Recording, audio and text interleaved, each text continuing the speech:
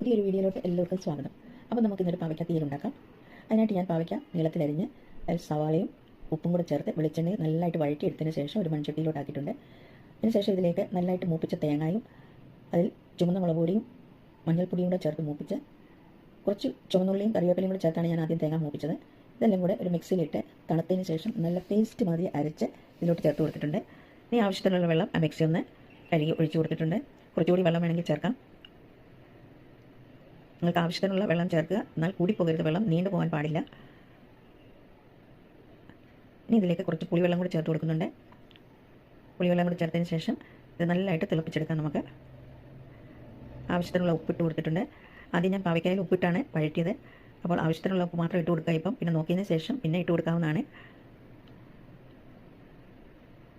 ഇനി ഇതിലേക്കൊരു ചെറിയ കഷ്ണം ശർക്കരയോട് ചേർത്ത് കൊടുക്കുന്നുണ്ട്.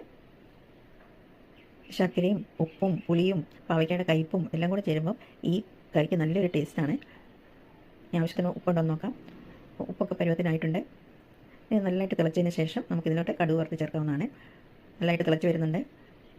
എല്ലാവരും ഒന്ന് ഉണ്ടാക്കി നോക്കണം. നല്ലൊരു ടേസ്റ്റി ആയിട്ടുള്ളൊരു കറിയാണ്. ചോറിൻ്റെ കൂടെ കൂട്ടാനൊക്കെ നല്ല ഒരു ടേസ്റ്റുള്ള കറിയാണ്. അപ്പോൾ കടുക് വറുക്കാനായിട്ട് ഞാനൊരു ചെറിയ ഇരുമ്പിൻ്റെ ചീനച്ചട്ടി വെച്ചിട്ടുണ്ട്. അതിലോട്ട് കടുക് ഇട്ട് കൊടുക്കാം. കടുക് നല്ലതായിട്ട് പൊട്ടിയതിന് ശേഷം ഇതിലോട്ട് ചെറിയ ഉള്ളി ചെറുതായിട്ട് അരിഞ്ഞതുകൂടി ചേർത്ത് കൊടുക്കാവുന്നതാണ്.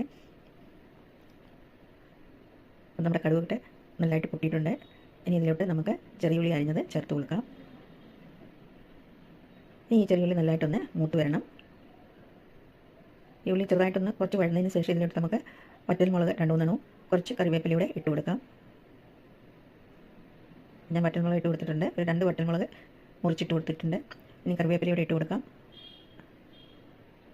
ഇതെല്ലാം നല്ലതായിട്ടൊന്ന് മൂത്തതിന് ശേഷം നമുക്കിത് കറിയിലോട്ട് ഒഴിച്ചു കൊടുക്കാവുന്നതാണ്.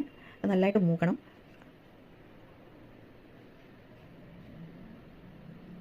അപ്പോൾ ഇത് നല്ലതായിട്ട് മൂത്ത് വന്നിട്ടുണ്ട്. ഇനി ഇതിലേക്ക് നമുക്ക് കുറച്ച് കാശ്മീരി ചില്ലി പൗഡർ കൂടെ ചേർത്ത് കൊടുക്കുകയാണ്. ഞാൻ ഇത് ചേർത്ത് കൊടുക്കണമെന്ന് നിർബന്ധമൊന്നുമില്ല.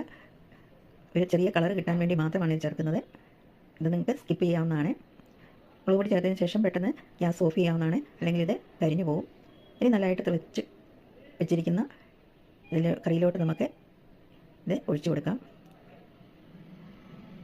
നല്ല ടേസ്റ്റി ആയിട്ടുള്ള കറിയാണ്. എല്ലാവരും ഉണ്ടാക്കി നോക്കണം. അപ്പോൾ നമ്മളുടെ അടിപൊളി പാവയ്ക്ക തീയൽ ഇവിടെ റെഡിയാണ്. അപ്പോൾ എല്ലാവർക്കും ഈ വീഡിയോ ഇഷ്ടപ്പെട്ടു എന്ന് കരുതുന്നു. എല്ലാം നല്ല പരുവത്തിനായിട്ടുണ്ട്.